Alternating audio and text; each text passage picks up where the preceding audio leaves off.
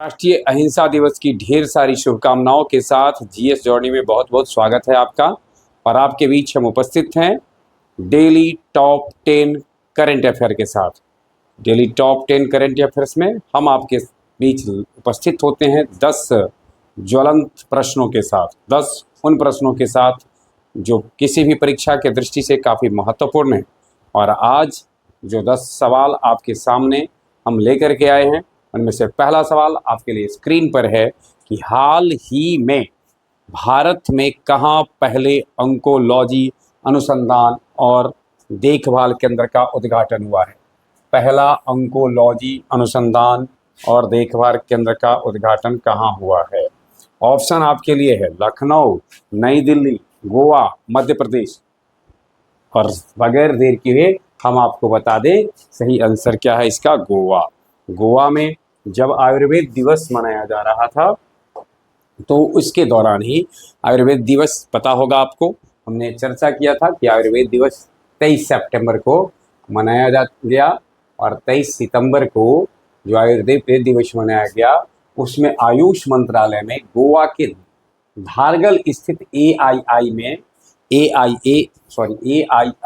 में एकीकृत ऑन्कोलॉजी अनुसंधान एवं देखभाल केंद्र का उद्घाटन किया गया।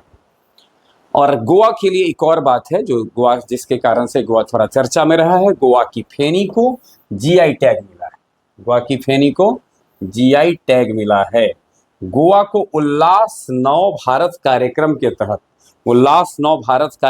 तहत 100% साक्षर घोषित कर दिया गया, यानी वो उन राज्यों में शामिल कर दिया गया है उल्लास नव भारत कार्यक्रम के अंतर्गत गोवा को जो 100% साक्षर रहे हैं। और गोवा की चर्चित नदी मांडवी पर रोरो फेरी सेवा शुरू की गई है। यानी रोरो फेरी सेवा का आरंभ किया गया है मांडवी नदी पर। सवाल नंबर दूसरा आपके लिए है, स्क्रीन पर दूसरा सवाल है, हाल ही में किस राज्य का ठंडा रेगिस्तान यूनेस्को बायोस्फीयर रिजर्व में शामिल हुआ है। चलिए अब देखना है ठंडा रेगिस्तान किस में है। विकल्प आपके लिए है लद्दाख, जम्मू कश्मीर, हिमाचल प्रदेश, उत्तर प्रदेश। 4 में से 3 ऐसे हैं जो ठंडे बर्फीले क्षेत्र हैं। और जब ठंडा रेगिस्तान की बात होगी तो एक अनुमान तो हम लगा ही सकते हैं कि उत्तर प्रदेश में नहीं हो सकता है, लेकिन 3 ऐसे हैं जिस पे कि हम उस पर विचार कर सकते हैं। 3 में हिमाचल प्रदेश ऐसा है जिसके ठंडा रेगिस्तान को यूनेस्को बायोस्फीयर रिजर्व में शामिल किया गया है। और हिमाचल जैसा कि नाम से स्पष्ट होता है, हिम का आंचल। अब सवाल इसको है 2 तरह से विचार करते रहिएगा आप। एक यह बर्फी पर्वतराज हिमालय के आंचल में वर्षा, और दूसरा यह जिसके आंचल में हिम हो। अगला सवाल आपके लिए हो आए, इसके लिए इससे पहले हम थोड़ा सा देखते चलते हैं कि हिमाचल प्रदेश हाल में किस कारण से चर्चा में रहा है। तो वहाँ राजीव गांधी वन संवर्धन योजना शुरू की गई है।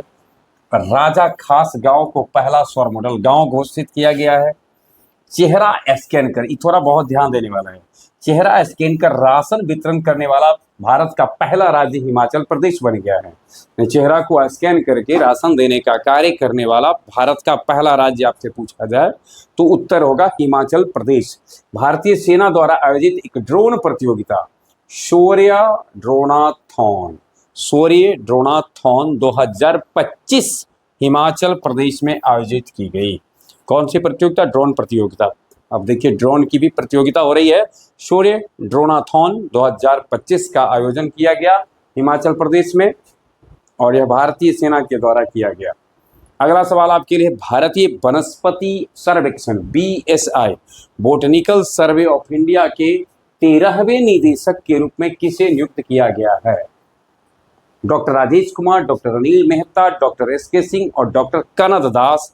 और इसमें सही आंसर है doctor Kanad Das. Doctor Kanad Das Botanical Survey of India के 13वें निदेशक के रूप में हाल में नियुक्त किए गए हैं। थोड़ा सा हम डालते हैं BSI यानी बोटनिकल सर्वे इंडिया कहाँ स्थित है, तो इसका हेड क्वार्टर कोलकाता में है।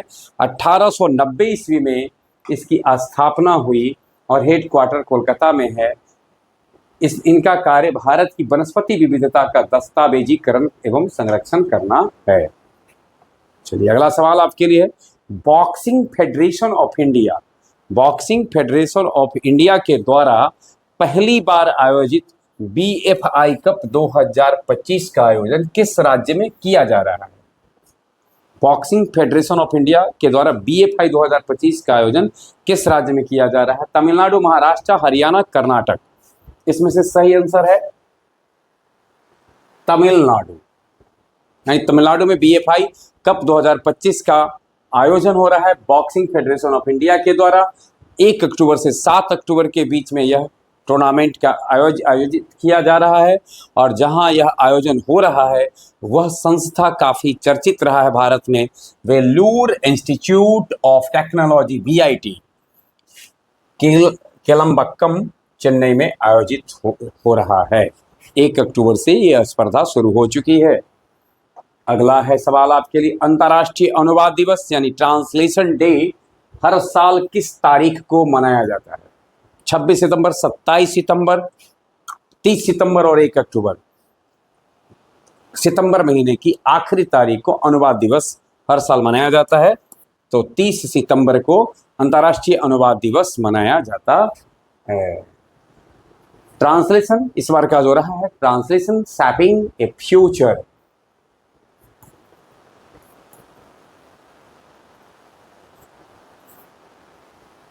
यू कैन ट्रस्ट, अनुवाद एक ऐसे भविष्य को आकार देना जिस पर आप भरोसा कर सकते हैं। इस थीम के साथ 2025 में अंतर्राष्ट्रीय अनुवाद दिवस मनाया गया है।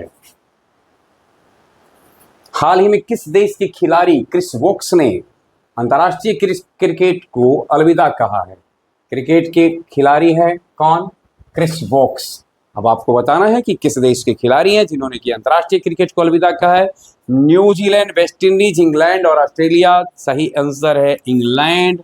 और इन्होंने कुल मिलाकर के सभी प्रारूपों को अगर जोड़ दिया जाए तो 217 अंतर्राष्ट्रीय मैच खेला है। यानी अपने कैरियर में इन्होंने 217 बार ऐसा हुआ है, 217 मैच ऐसे हुए जिसमें इंग्लैंड क्रिकेट टीम का प्रतिनिधित्व किया।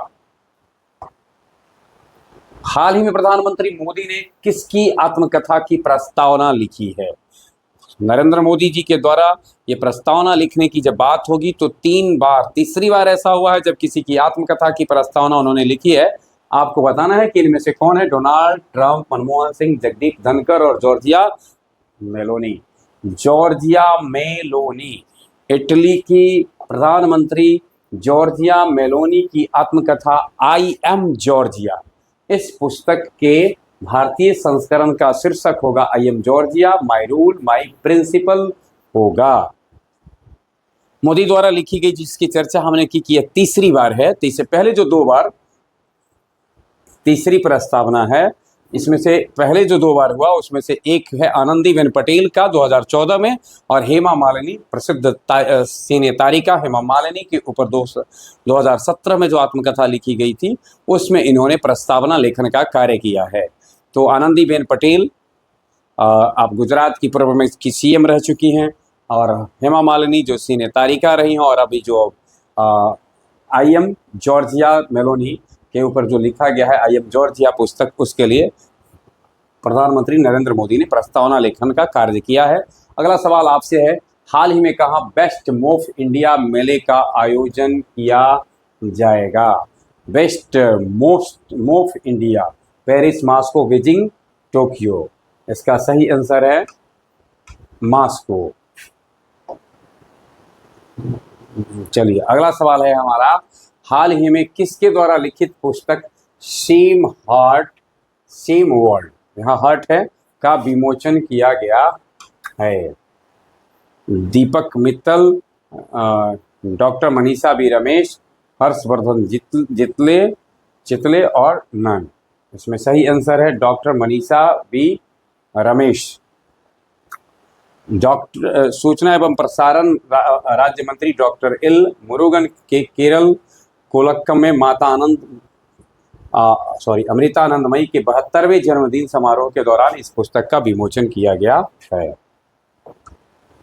और अगला क्वेश्चन है, हाल ही में भारत और किस देश ने पहली रेल संपर्क योजना को मंजूरी दी है। भारत ने जो रेल के साथ निम्न में से किस देश के साथ संपर्क योजना की शुरुआत की है? नेपाल, भूटान, श्रीलंका और पाकिस्तान। सही आंसर है इसमें भूटान के साथ शुरू किया है। और अब थोड़ा सा हम एक नज़र डालते हैं भूटान के ऊपर।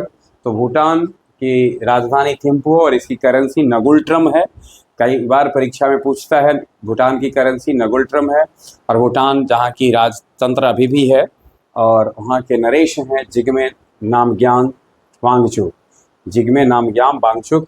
और वहाँ हालांकि मैंने कहा कि भले ही राजतंत्र है तथापि वहाँ पर लोकतांत्रिक व्यवस्था है, अर्थात कि राजतंत्र लोकतांत्रिक है। और त्शेरिंग तोब्गे भूटान के पीएम हैं। 2 लाइन में ये चलने वाला है। कोकराझार गेलुपू लगभग 70 किलोमीटर की दूरी होगी। कोकराझार हम जानते हैं असम में है। और वानाराहाट समझ से ये पश्चिम बंगाल में है, यानी कि असम से और पश्चिम बंगाल से। तो वानारहाट से पश्चिम बंगाल से चलेगा वो कहाँ तक? समझ से।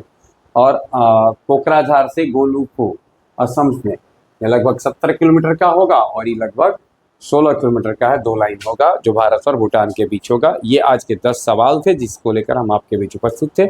बने रहे हमारे साथ। बहुत बहुत धन्यवाद।